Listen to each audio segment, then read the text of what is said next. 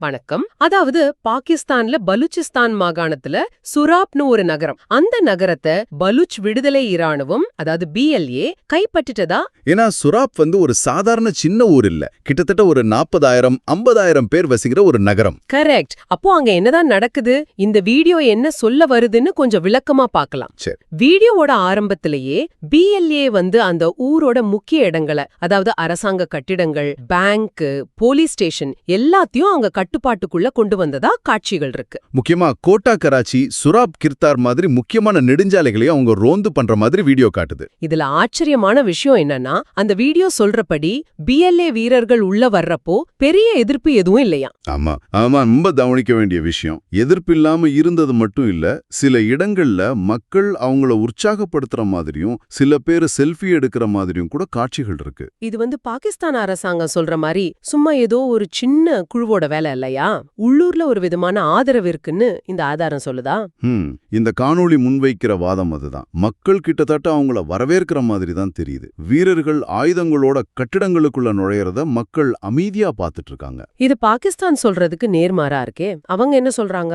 அவங்க தரப்புல இருந்து BLAவுக்கு எதிரா மக்கள் போராட்டம் பண்றாங்கன்னு சில போட்டோஸ், வீடியோஸ் பரப்புறதாவும், ஆனா அதுல பலது பழைய படங்கள் இல்லனா சம்பந்தமே இல்லாத இடத்துல நடந்த போராட்டங்களோட படங்கள்னு இந்த காணொளி குற்றம் சாட்டுது. அப்போ ஒரு தகவல் போர் மாதிரி நடக்குதுன்னு சொல்றீங்க? ஆமா, 2022ல பாகிஸ்தான்ல வேற எங்கேயோ நடந்த போராட்ட படத்தை எல்லாம் இதுக்காக பயன்படுத்துறதா இது சொல்லுது. இது உண்மையிலே கொஞ்சம் குழப்பமா தான் இருக்கு. ஒருவேளை உள்ளூர் ஆதரவு இருக்குன்னு வச்சுக்கிட்டா கூட அதுக்கு என்ன காரணம்?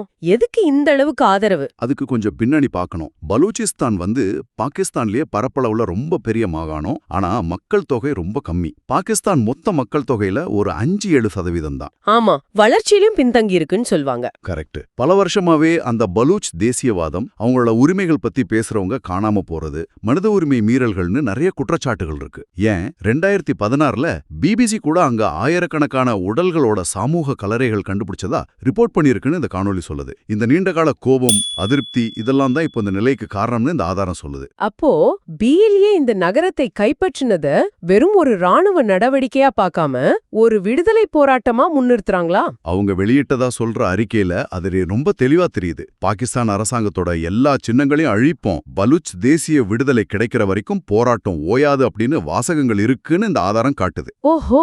அது மட்டும் இல்ல, அவங்க கைப்பற்றினதா சொல்ற கலஷ்னிகோ மாதிரி ஆயுதங்களோட படங்களையும் வெளியிட்டிருக்காங்க. இந்த சண்டையில உயிர் சேதம் ஏதாச்சும் உண்டா? ஓர் உதவி துணை ஆணையர் கொல்லப்பட்டதா சொல்றாங்க. ஆனா அது திட்டமிட்டு நடக்கல, தற்செயலா நடந்ததுன்னு BLA சொன்னதாகவும் இந்த ஆதாரம் குறிப்பிடுது. இதோட பின்விளைவுகள் எப்படி இருக்கும்னு நினைக்கிறீங்க? பாகிஸ்தான் ஏற்கனவே பொருளாதார ரீதியா ரொம்ப கஷ்டத்துல இருக்கு. இது அவங்களுக்கு இன்னும் பெரிய நெருக்கடியா இருக்குமே. நிச்சயமா, இதை நாம கொஞ்சம் பெரிய சித்திரத்துல வச்சு பார்க்கணும். ஒரு பக்கம் பொருளாதாரம் சரியில்லை, இந்த நேரத்துல ஒரு நகரத்தை, அதுவும் உள்ளூர் மக்கள் ஆதரவு இந்த வீடியோ சொல்ற மாதிரி கிளர்ச்சியாளர்களுக்கு இருக்குன்னு சொன்னா அதை ராணுவ ரீதியா மீட்கிறது ரொம்ப ரொம்ப கஷ்டம். ஆமாம், 1971ல பங்களாதேஷ்ல நடந்ததை ஞாபகப்படுத்துற மாதிரி இருக்கே.